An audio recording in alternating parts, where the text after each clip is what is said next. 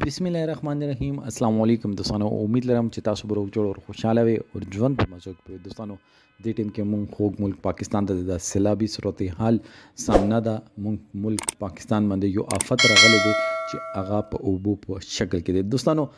د آفت پاکستان کې کومه تباہی کړې ده، کوهستان، ګلګت نه واخله، لخکته، اټک، بلوچستان، سندھ، پنجاب، دې باره کې به ټول معلومات په دې ویډیو کې شریکو. او که تاسو ټولو معلوماتو باندې ځان خبرول غواړئ، مونږ ویډیو ځان سره تر اخره پورې وګورئ. او چې کوم ملګري مونږ په چینل باندې نوي دي هغوی د مونږ چینل مخه ځان سره سبسکرایب کړي، ټاله نشان دی وای تاکہ مونږ راتلونکي معلوماتي ویډیو تاسو ته اسانۍ سره ملاو شي دوستانو. دې وخت کې مونږ خوږ ملک پاکستان ته د سیلابي صورتحال سامنا ده. او دې وخت کې مونږ په ملک باندې یو آفت راغلی دی چې هغه د غرونو خلک چې د غرونو وشکي دي او مونږ چې کوم ګناهونه کړي دي هغه عذاب ده. او دوستانو ساينټیفیکلی که مونږ سوچ وکړو، ډیر خلک به خاندي.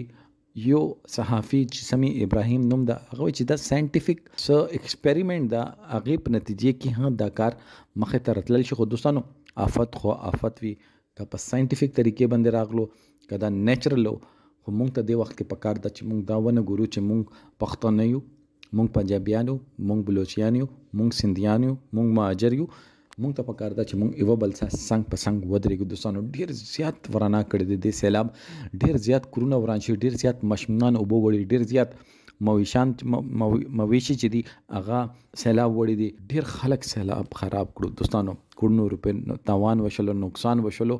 چې کوم خلک باشلو هغوی ته پکار ده چې هغوی واس نه څه هم کېږي د علاقو دپاره هغوی خپل کیسه مرسته وکړي، خپل کیسه یو پلیټ فارم جوړ کړي. هغې پلیټ فارم په تھرو باندې یا چې کوم ګورنمنټ رجسټر ادارې دي هغوی ته تاسو امداد ورکړي چې هغوی د سیلاب زدګان چې دي دوی هیلپ وکړي دوستانو. داسې خلک هم شته چې هغوی ورځونه روټۍ نه ده خوړلې.